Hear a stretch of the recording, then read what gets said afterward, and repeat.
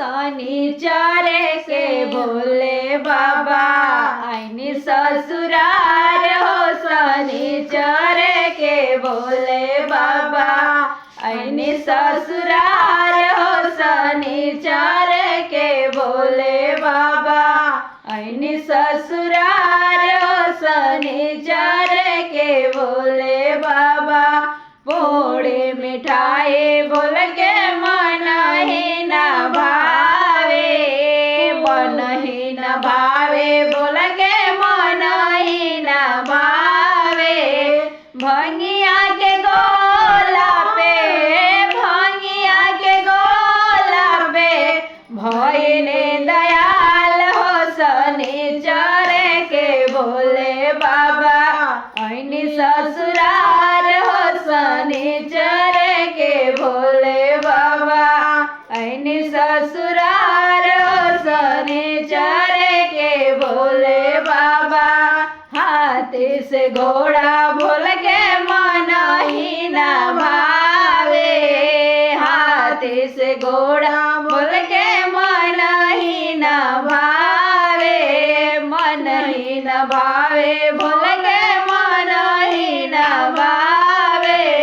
बसहा बैलावा के, बसहा बैलावा पे भइले दयाल हो। शनिचरे के भोले बाबा, शनिचरे के भोले बाबा आईनी ससुराल हो। शनिचरे के भोले बाबा आईनी ससुराल हो। शनिचरे के भोले बाबा आईनी ससुराल हो। शनिचरे के भोले बाबा कोठाया मारी भोल के मन ही न भावे, कोठाया मारी भोल के मन ही न भावे, मन ही न भावे भोल के मन ही न भावे।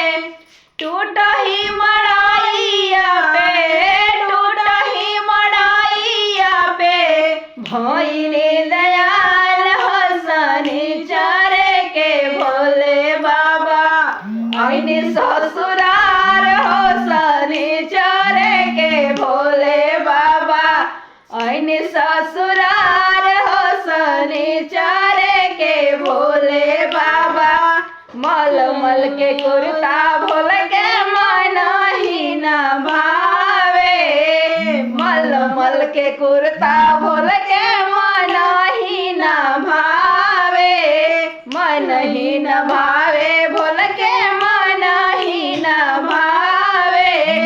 मिर्गा के छाला पे, मिर्गा के छाला पे भइले दयाल हो। शनिचरे के भोले बाबा आईनी ससुराल हो। शनिचरे के भोले बाबा आईनी ससुराल हो। शनिचरे के भोले